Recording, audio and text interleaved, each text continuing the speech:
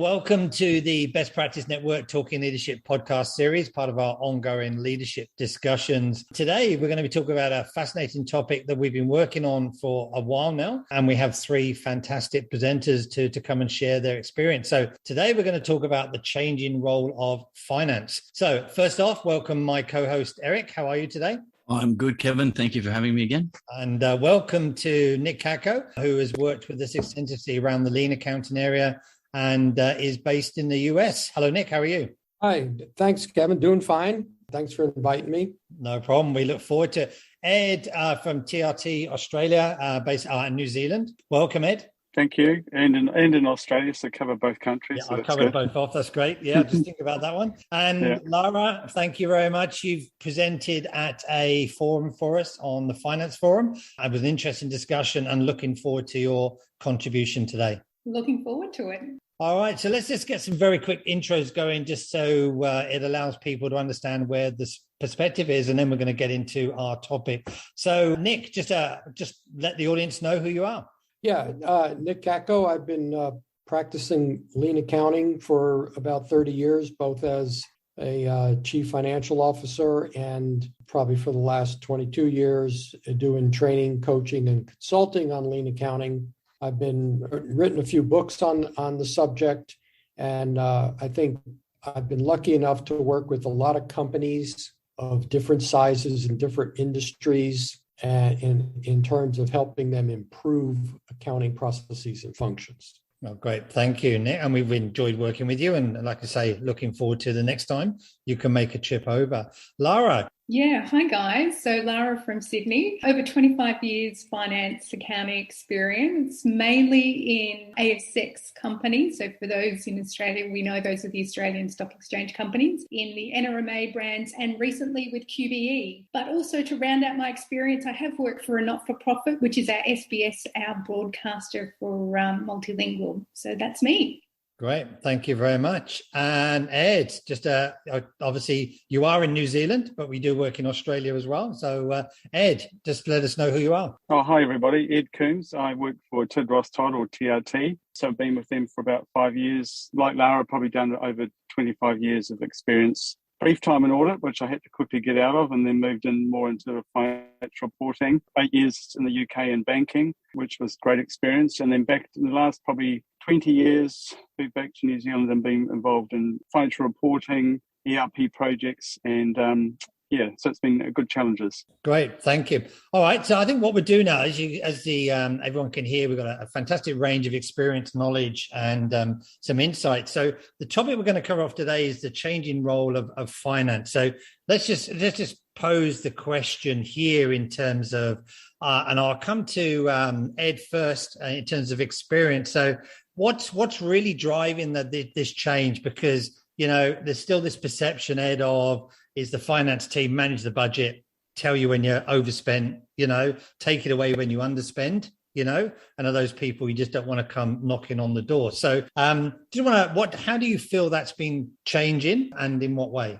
I actually think that, I think also in New Zealand, because of the size of a lot of our companies and the ones I'm with now, family, and previous one was a family-owned business, we have to have a great understanding across the business. So it's not just the numbers or doing the accounts. It's also understanding systems, report, risk management. How can we help with continuous improvement? Both the companies I've worked with more recently have been manufacturing. So how do we support them and make those changes? And also very much involved in systems. I've got the IT team reporting into me as well as the accounts and finance. So the IT touched everybody. And as we've moved through a lot of automation and process improvement, system improvement, we've had to try and reach out to all parts of the business. So I think, and then at the same time, you've actually also got to make sure you don't forget about your compliance, about your tax, and reporting to the external parties as well. So it's really, I think what's happened is it's become a very broad spectrum of functions and roles. It's not just being a bookkeeper or counting the beans. Yeah, no, that's great. That's great. And I think we will cover off the whole compliance, external to the inward perspective, which I know Nick has done a lot of work on. But Lara, just looking for a bit of a summary, because you've been in that service, not-for-profit type sector as well. So what's really been this change in role that you've seen over the last few years? Yeah, look, I have to totally agree with Ed. I mean, across the board, regardless if it was financial services or the sort of that not-for-profit, everyone's looking for business partnering. So I found a great quote in one of the jobs that sums it up. Like, everyone's looking for someone who's commercially astute, able to think about the bigger picture and drive business outcomes. And I reckon you could probably write that for every job ad that we're seeing at the moment, because that's what business really wants. It's, to Ed's point, not looking at, budget versus actuals. It's what does it mean? What are the key drivers? But also, I totally agree. There's a lot of change in systems. Everyone's taking this opportunity to upgrade, to change. And every compliance role also has a process improvement component to it. So that's definitely what I'm seeing across the board as well. Yep. And I think we're going to cover off and talk about what skills change that's meant as well, because, they're traditional in the way that maybe a lot of you would have become accountants and the challenge there. But Nick, very much an interesting perspective, because you've been, as a CFO, as you've said, into some fairly large, and then coming almost to the side of trying to encourage working with businesses and with other CFOs. What's the changes you've seen during your career, and then obviously what you're working with now? Yeah, I think that the changes are that the finance and accounting people become more familiar with the business, how it operates, not just the financial outcomes of the business, especially in lean companies, because the way lean companies operate is different than traditional companies, and accounting has to spend some time to learn the new connections between lean operating practices and how it drives financial performance. Okay, so so in terms of that learning, I want to tackle, and this is where we will call in Eric in a little bit round about his knowledge of the podcast as he's done, because he's got some very clear ideas of what the leadership skills that are needed, and I'm really looking to try and bore some comparisons. So Ed, is there anything there in terms of your leadership style that you felt has changed or is changing, or at the minute you feel has to change based on maybe when you first qualified from an accountancy base? Yeah, I think the leadership skills, and I mean, I'm very lucky with the team I've got, but the leadership I provide, I don't try to be autocratic or dictate how everything has to be. I've got a really, really highly skilled team of people, especially with Alex, who you recently met. And so I just think I've tried to understand our capabilities across the team, empower them to actually get on and do what they're good at, but also at the same time highlight good opportunities or changes that will support the business with relation to. So I'm definitely picking up from there, and I'll allow Eric to pick up what he can there. But I'm picking up there's a definite change in the terms of this coaching, supporting, mentoring role and building up the team there. Yeah, totally. Yeah. Yeah. Okay. No, and the same even with my IT team. They're really technically able, but probably at times the areas we've got to develop, and especially as we're going into an ERP replacement project, is we need to look at other ways to communicate. We've got to go and we've got to organise some catch-ups. We've got to have some there's different ways of getting our messages across to make sure they're heard, but that is always not going to get the message across. So developing other people's skills if those are needed in their roles as well. Yeah. Okay. So in terms of Lara, and again, working off the different sectors there, in terms of your finance leadership role, what's some of the things that you may have noted that you've changed in your styles, and what has that meant with the way you interact with your team and other teams? Yeah, totally. So building on sort of what Ed said, that directive, when I first qualified, it was very directive. Here's your task, go away and do it. And here's step A to C. Okay, 3 tasks, that's easy to do. These days, it's here's my problem. I'm not exactly sure what the solution is. Can you go away, work with the stakeholders, understand what the problems are, understand the drivers, and help provide the business support about the different scenarios and the outcomes that might have. So you're giving them options, you're understanding things, and you're quantifying things, both qualitative and quantitative. That's definitely what I'm seeing. So it's stakeholder management. a really key piece, given that I've come from financial services. There's a huge insurance standard coming out. People like to talk very technically in accounting sometimes and get carried away in the minutiae of, what a particular word means. It's very much, a change in skills of being able to explain things in, 2 sentences, regardless of how difficult it is, but also in plain English. No one wants to, work out what the AASB has really meant in a sentence. What does it mean for my business, and what do we need to do about it? So very much in that communication space as well. Yeah, and I think I can see Nick there smiling. I see a big smile on his face there. It's part of the challenge. So, and I know it's come across with the word that he's done. So, Nick, I'm sure you got a couple of things there that really resonate with you, and I know it's been some of the takeaways from the workshops that you've run. Yeah. Well, and just to build on what Ed and Lara have talked about, the traditional role of accounting in terms of relationships in the company, I like to call them transactional relationships. It's all about sort of the work that gets done. And I think, what they have both talked about, and the way I look at it, is that it's building real relationships inside the organization with the people that you work with and with the different teams to provide that support and also to learn. I think that's another important role in accounting. There's an element of, the stereotypical accountant that is fairly certain about everything. And I think the modern role is, we don't know everything. We have to learn too. And we want to learn together with you about the business and what's driving the business and how to make the business better. Yeah. And I think I want to,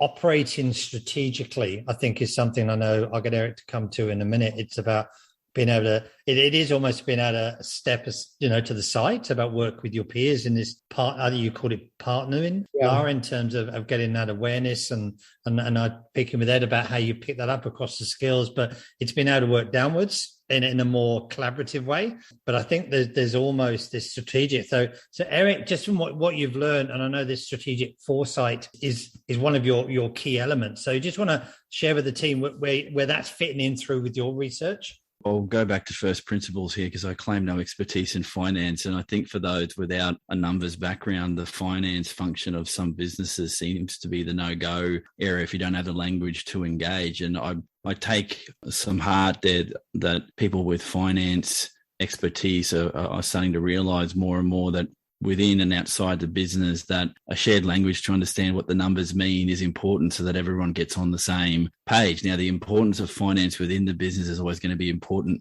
to the business for strategic reasons, but understanding how those things link with the different functions of the business and integrating finance into what you do, I take Nick's point there it's quite a significant one to make, but you have to build people's capacity to understand what is the finance function and why is it so important in the context of what you do. Because if you're not living and breathing the finance role or the finance of the business, then it's not primary in your mind. So from a strategy point of view, melding those things together is important. And I guess this was brought up a couple of times.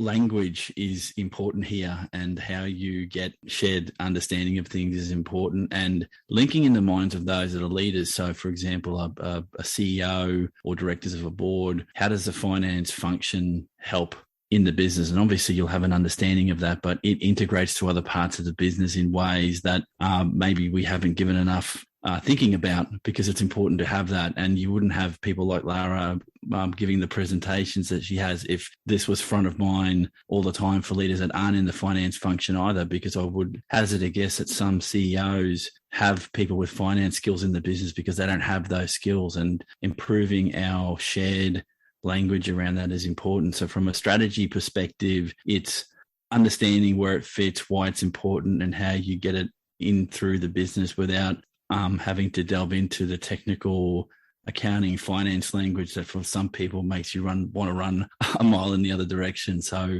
that would be my sort of macro look at that, if that makes some sense. I think we know it does. And this is part of the reason why we're having this conversation today, is start to unpick that and go, well, how does that work together? So I want to just come back to this balance of how do you get your business to understand there is a compliance part to the role? All right, and that's a very critical part. And that's something that is almost legislative in the way that it's got to go. And then how do you then flip that around? And I'm going to come to you, Nick, because it is part of the work that you do. So I think what we're picking up, what you do from an external compliance point of view, you just can't flip around and say to your team, look, it's not working. Yeah. So what's your thought process around it? They're important elements, but what's the flip that's needed? And what's some of the things that we're learning about how we do that? Yeah, I think the flip that is needed is how to achieve the compliance. What's the process to achieve the compliance, and look at that.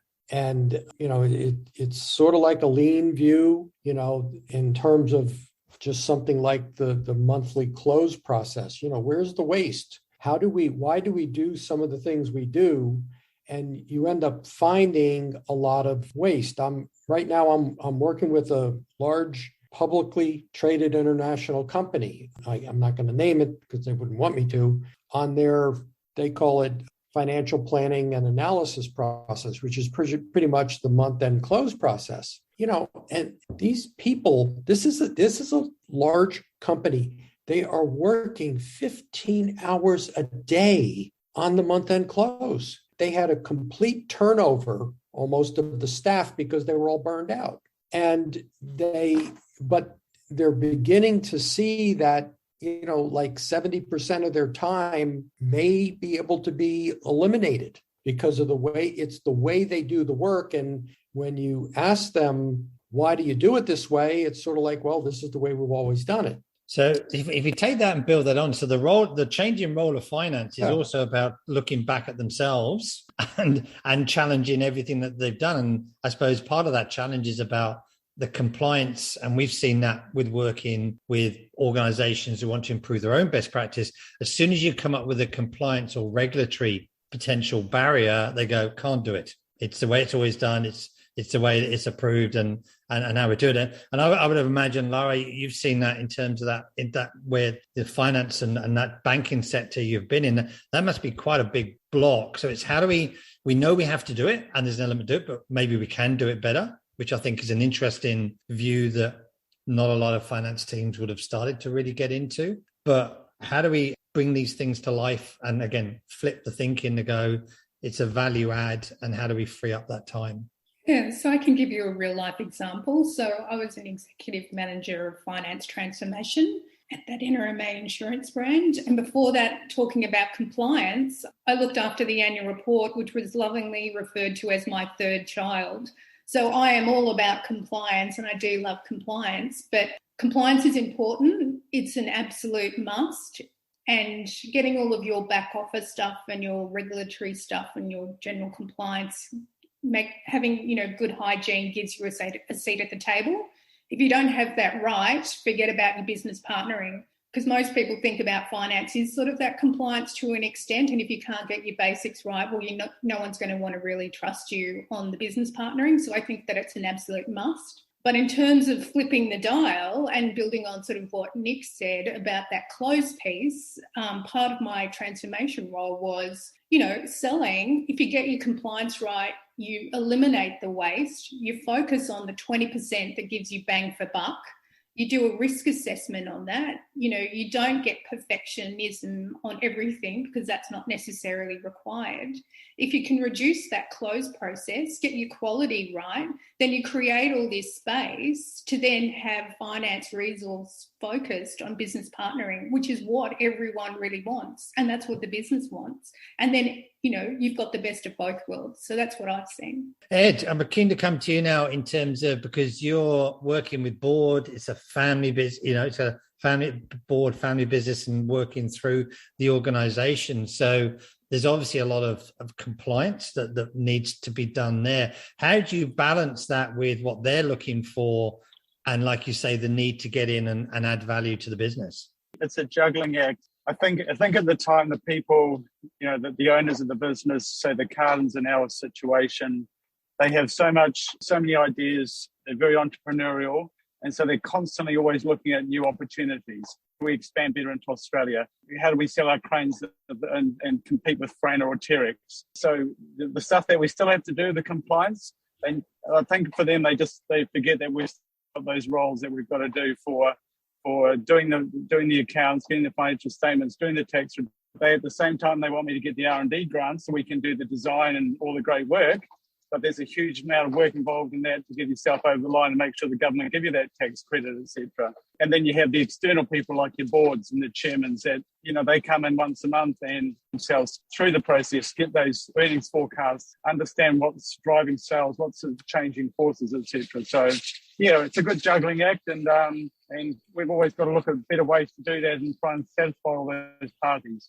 Yeah, it's an interesting one, and obviously having known a little bit about the business as well. So coming back to Nick here in your role that you've got, so I've just got this scenario in my head that there'll be some financial issues within a business. Nick will get the call, or Lara might get the call and say it's them. You need to sort them out because they can't do their numbers or handle the numbers and everything else. Then there's this whole, well, hang on a minute. I think Lara picked it up. It's almost got to get your own house in order first before people are going to trust you. So is that a common situation? It's almost traditional about it's them that's the problem and just leave us because we're compliant and everything else? A little bit. I mean, a lot of times I've noticed that if I'm talking to like the owner of a company and they sort of like don't trust the financials for some reason, and they think that it's an accounting issue, it's almost like you have to go in there and understand, what's driving the numbers.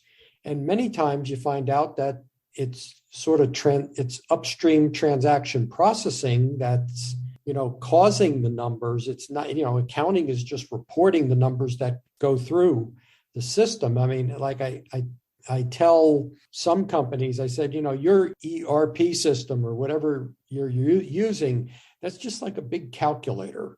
I mean, it's going to take the numbers in and it's just going to do a lot of math and then spit the numbers out. So you might not like the numbers, you might not trust the numbers, but let's find out where the numbers are coming from. I think that's an interesting. I think that's what Lara and Ed are going to there, and I think this is where that switch of the role I'm hoping is where we're going, because and we've all been in situations where the numbers are not trusted, and we think, well, it's only reporting what we're given, and it's very easy to flip it around and say it's your problem. It's our problem is your problem because it's you're giving us the wrong information or it's not right, and it would have just been a very quick go away. Go and sort it out. But what I'm hearing is that there's a view in it that it's now about, okay, well, that's good that we've identified maybe the original source of information isn't right or it's coming from the wrong place. What I'm hearing is the thinking now is instead of just telling someone off and giving them, writing circling the figure on a budget in red and going, this is your problem, sort it out. The role is to say, let's now go and work together. And I think that's, Lara, something you were saying. I think that's some of this language now that has to happen or is happening. It's about we're in this together. Let's work it out together and problem solve together. Is that the sort of inference that I'm taking from what you're saying, Lara? Yeah, I think it is. And it's very much, I think, the original points that, all of us have made about that stakeholder management and relationships. Because, to Nick's point, if you've got a problem, you need to have those relationships either to have had those conversations early, that people trust you and will open up and say, hey, something's sort of happening here, and they trust you to work with them. So definitely relationships. Stakeholder management, when problems do arise, it's not the, who's at blame. It's we're all working together collaboratively, not sure of the answer. Let's work through this. What are the options? What are the implications? And, that isn't just the, A plus B equals C, which is that traditional sort of finance role. And Ed, is that something so I'm definitely getting the stakeholder management, the relationship has been a big flip in terms of just not telling them off, but working with them. So in terms of that leadership, Ed, and obviously we know Lawrence pretty well across the network, is that something that you're really seeing is having to be worked on or being worked on, is really getting that relationships positively built across the business? Yeah, totally. I mean, just an example I've had in the last few weeks, I've got a new person come into my team as an accountant, just about finished his CA qualification, worked for a chartered accountant previously. And it's very much about saying, well, these are the rules and this is what the person, why are they not doing what they're supposed to do? And so I said, well, you need to go out and have a chat with sales and find out why they're releasing goods to a customer when they're over their credit limit. What is the problem? What do we need to help them with the system to make sure that they can pick it up? Because you're just saying the rules aren't being followed, because at the end of the day, they're looking after our customers and they're going to want to have a sale. So you do come back and say, oh, this isn't going to be as straightforward as I thought.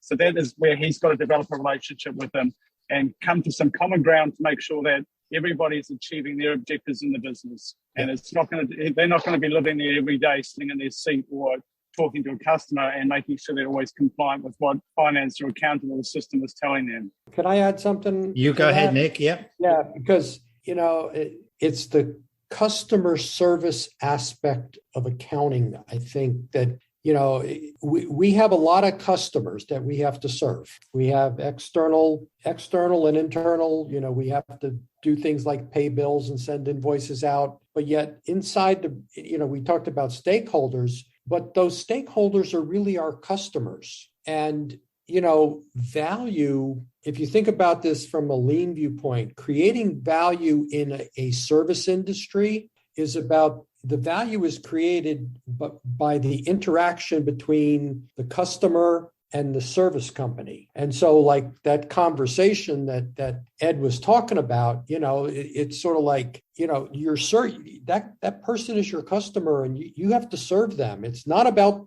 your rules. It's about listening to the customer and trying to create value in that conversation. Yeah. And I think that's the accounting and finance people that have sort of figured that out, whether it's the way I said it or in some other way, they're the ones who build the relationships and build a lot of trust inside the company. So what's some of the tips or techniques that you may have come across? Because I think it's about changing this mindset at this senior level as well. Turning them from the policing, to a different function, to this collaborating, it's where we're accountable and without delegating, without dumping down, I think is the other policing. It's I've shown you there's a problem. It's up to you to sort the problem out. Because there's a bit of upward leadership management that's got to go on here, because you've got to change their thinking or their perception of the value of finance. Yeah. So Lara, is there any things you can share there? Yeah. Look, I think you're spot on. I think it's a cultural change across the board. So it's all levels across all entities, but particularly in finance as well. So when you kind of got, to Ed's point, I've seen it as well. The rules are black and white. Well, the rules are not really black and white. It's grey. So let's have a conversation about that. But changing a culture and changing finance particularly can be quite tricky. One of the things I have, and it takes a long time, and it actually takes quite a bit of investment of time, and you've got to lead by example. So it's easy to say, be collaborative. What does that really mean? So you've got to give really good examples of what does collaboration really mean? And you sort of give real life examples of, for example, as Ed sort of mentioned, how do you go and solve these problems? How do you work with people? So you give good examples. You're authentic. And again, easy to say, difficult to do, but you've got to be, empathetic with people as well. So when you're working with the business, yep, I can totally understand a problem happened or it happened on the finance side. Own your mistakes or own what's going on, or be really authentic in what you do and you don't know. I think that's really important. But I think one of the really key things to change a culture is really moving to that sort of more what's called that growth mindset as opposed to that fixed. So you're sort of challenging people to say, hey, look, have a go. You may not get it right, but have a go. And then you sort of test people and say, well, what did you kind of learn from that? What would you do again? So that coaching piece as well. So that's kind of my input into that. Yeah, and I think so. And I'm talking with Nick, with Ed as well. We're going back to a lot of almost lean core principles here about respect for people, continuous improvement. That plan, do, check, act type cycle. And you may not know what you don't know at the end of the day, or you may completely myth bust what everyone thought, which is always a bit of alignment. Ed, can I come back to you? And in terms of, because part of the challenges, and I want to just relate back to the last 2 years, because how has that been challenging? Because the last 2 years have just thrown anything and everything at us. And even with you in your mindset, how have you kept that balance of just totally reverting back to the black and the white, as Lara was saying, and going, this is we've got to do just to get through to the whole, but we've still got to get better, because you've got multi-sites, multi-countries, and an impact. So how have you managed just to try and keep that balance? And if there's any examples. Yeah, I suppose 2 years ago we started with the COVID, and we just finished budgets and they went out the window, and we just basically had to start from scratch again. And we looked at scenarios, how do we survive this? And, unfortunately we let 30 people go in New Zealand at the time to quickly cut costs and make sure we were going to be there for the long term. So, yeah, and that was a start, I think, of what's been a continuous process. And then we sort of flipped over, and now we had to get people on. Now we can't even employ people. This week we've recut the budget again, and we only did a month ago because the environment is so difficult to recruit staff. And that's going to get worse as they drift across the Tasman or further afield. And so we've got to actually not even just make sure we deliver on what we're building for our customers and the margin we want to achieve, but how do we retain staff? And what are different ways to meet the new challenges with that, at the same time that we've got inflation and our price of materials are just going skyrocket. But half the time we can't get the materials into the country. So the forces around the business are multi. There's so many different forces at play here. And so I think we're having to constantly set up, I suppose, models to constantly evaluate that, we need to put a price increase to our customer because stuff's moving up quicker than we can actually recover our costs on. So that's where I think finance is now being pulled in a lot of the time to say, can you help us with these numbers? Because we're going over 10% price increases. What do we need to do to get better efficiency in the plant, or look at different options? Can we outsource to other suppliers because we can't get people in the factory anymore? So, we've got to be flexible and have good tools to support people and make the right decisions. Yeah, so I think that, and I'm going to come to Nick now, but I think you've just picked up on a couple of points that's come in the theme here. So being able to have those discussions, Ed, I would imagine in an open and honest and authentic environment would have been, if you hadn't have built that trust and respect, would have been really even more challenging, because it could be very easy to go back to the black and white. It's X amount of dollars or whatever. We've just got to make a decision and being able to explain that and talk through with the teams. But the other bit I'm hearing there is about it's sounding like the team are beginning to trust you more, that when you do come back and say, these are scenarios, these are the outcomes, these are the options, although it's financial, it's got a whole of business view and approach to it. So you're having those right conversations. Oh, it is. It's totally. And at the same time, the top priority at the board level and the exec level is about keeping our people safe. And what we've seen as we've had this run of COVID coming through more recently in New Zealand is that we've had staff numbers are down. They've been off sick. People are probably trying to work longer hours to keep deliveries on target.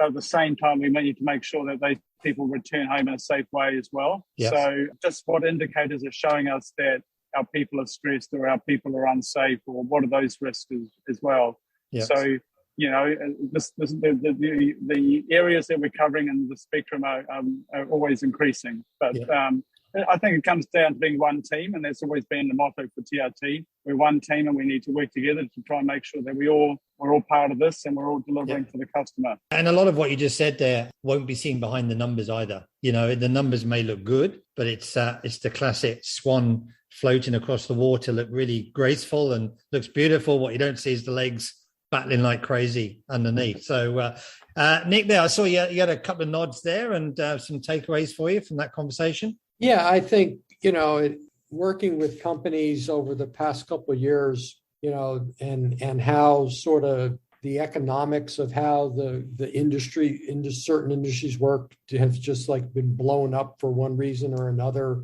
Ed described a lot of them. I think I've seen like three approaches from accounting. One is they continued down the path of certainty that, we understand how things are working, and this is what we need to do, even though everything's exploding around them. Then there's going into sort of firefighting mode, and they're just running around trying to do everything. And the third way, which you touched on a few minutes ago, is sort of taking the lean approach in terms of problem solving and applying PDCA and trying to rationally work through all these variables, because you can't and understand how they've changed the levers in your business. And I think, the finance people that sort of just, they can apply, they can sort of set the tone of being rational, calm. We're going to go through this. We're not going to cut corners. We're not going to jump to solutions, and we're going to try to make the best decisions for the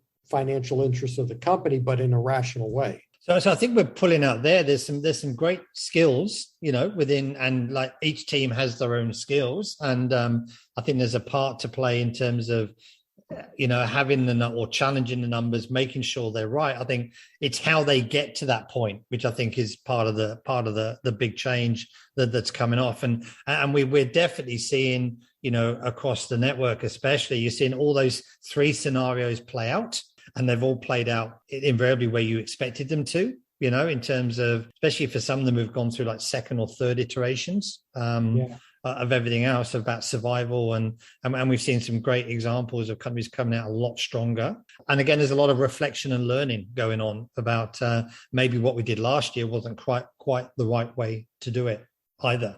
So I think it's really interesting in terms of how we pull that thing, and I love that building relationships, the customer, the old traditional customer view as well. You need to get your head around the service and the value, and that whole ability to problem solve. So, it's that ability to take people through that journey. So if we were to start a little bit forward and say, let's imagine we had the great opportunity to rewrite the accountant training manual. Okay. So let's imagine we could do that in terms of, so we may not be able to change what I'm calling the hard core elements of it. Where do you think, and it may be a reinforcement of what we've spoken about before, what's the sort of thing that you'd love to see? So Ed, I'm taking your point here where you've got a new accountant who comes in with, I'm proficient, I know what I'm doing, but went straight into it's not me mode, or then they're not doing the right thing. What do you think, if we could call out some of the skills we either need to develop in our finance team, or we'd love to write into the accounting training manual? Lara, what would you start to call out there?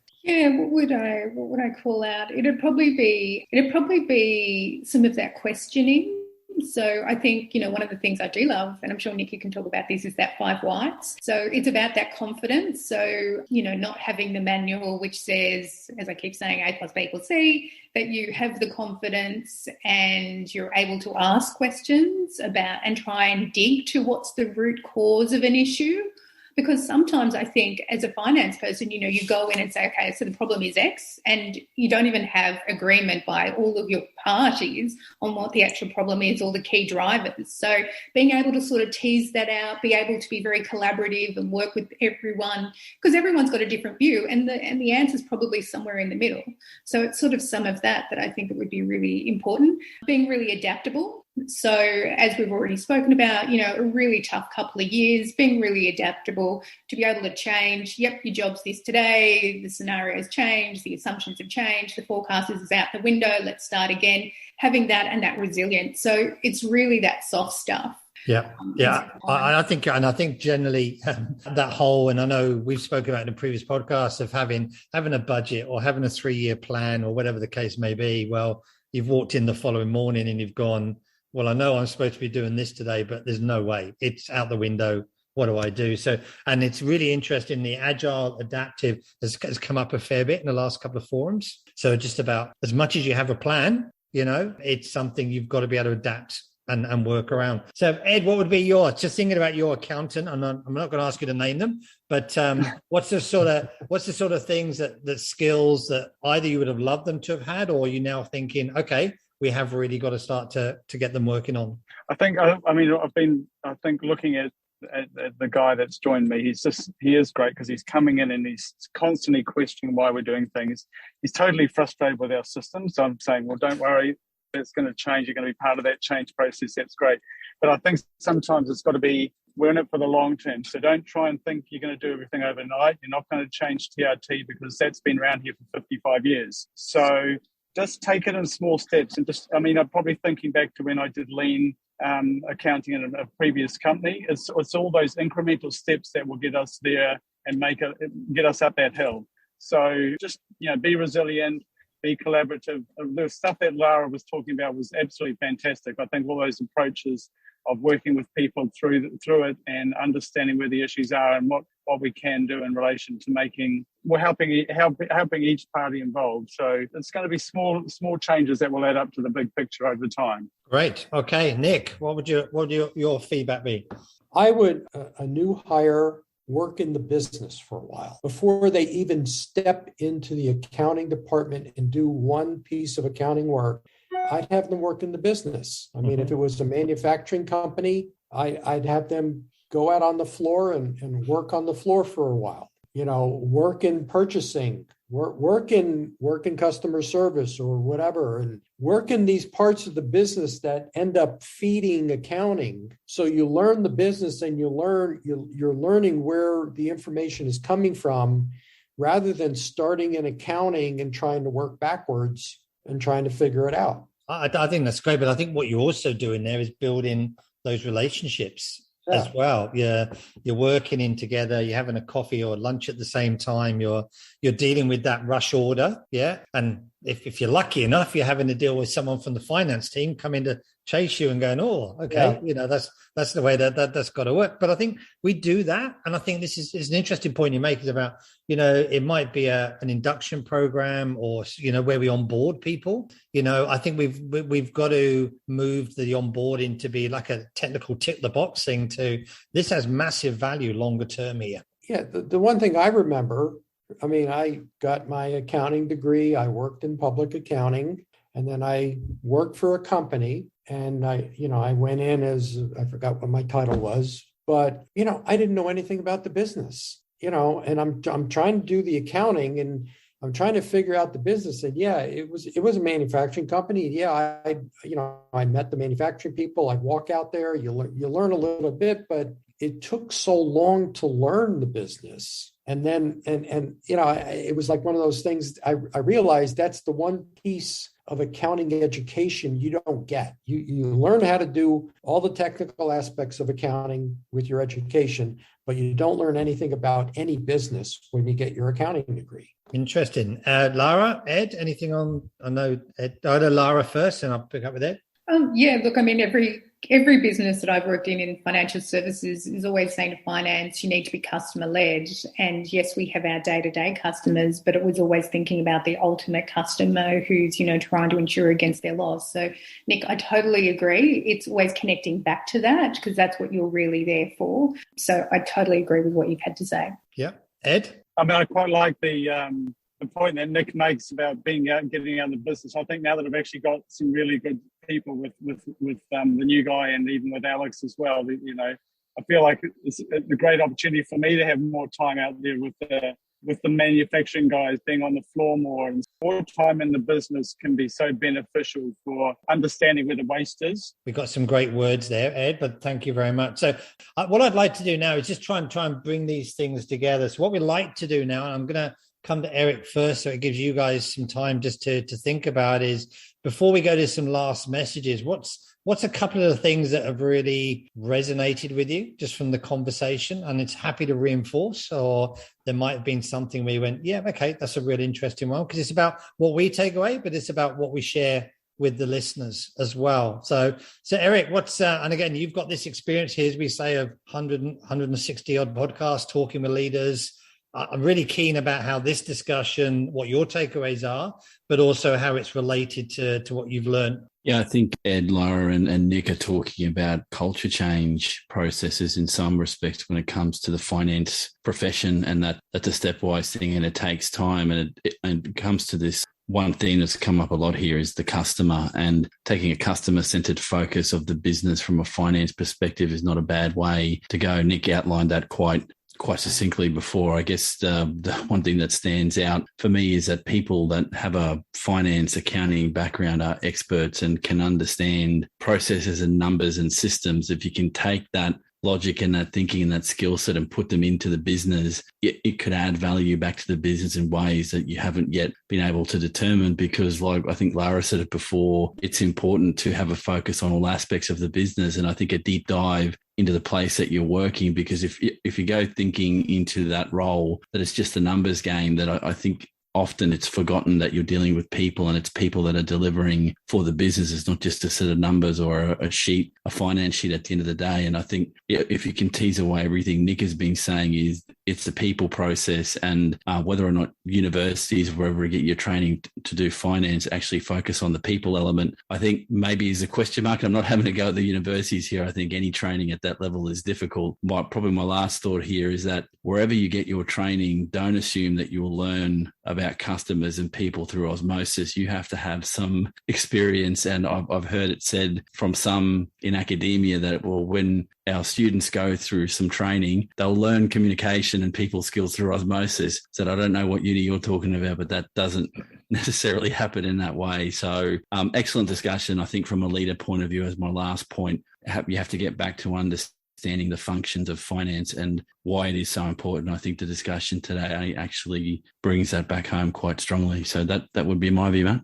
Fantastic. Ed, how would you summarize the discussion? Yeah, no, I've appreciated everybody's contributions, because it's really aided to some of the challenges I've been working through. And I think that's what the network has been beneficial. Even listening to the guys the other day, just constantly, we've talked about questioning and challenging the numbers. Some of the guys getting the awards the other day said they're always they thrive off getting feedback from others, getting ideas for change, looking at other business options out there as well that they can learn from. But I also like what you said, Lara, about the growth mindset and having that positive view on how we can change the business, and also in relation to coaching our teams to develop those relationships and understand the business, because I think it'll deliver really good results and support the whole company. Yep. No, that's great. Lara? Yeah. So the summary for me was, it was a great discussion. So I think there was a lot of discussion about, it's about the relationships. And I think, I'm not sure if it was Ed who you said it rather than transactional, or whether it was Nick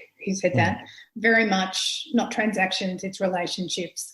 And that helps us in a finance space do what we really need to do, which is help the business work out what do we need to do to help grow that business, the challenges, certainly before they occur, rather than looking in the rear view mirror, because it's almost too late. It's trying to catch them before or be able to pivot. But I think also, I think Ed sort of touched on some of the challenges that are around at the moment, that inflation, the labour market, retaining good people, debt relationship, transactional split, really comes into play. Fantastic. Nick? Yeah, I think one important part, I think, to make all these things happen is humility. The numbers never tell the whole story. Learn the business. There's always something behind the numbers. And so this idea of being humble about it, yes, we have unique skills and we can help the company with these analytical skills, but we have to be humble about it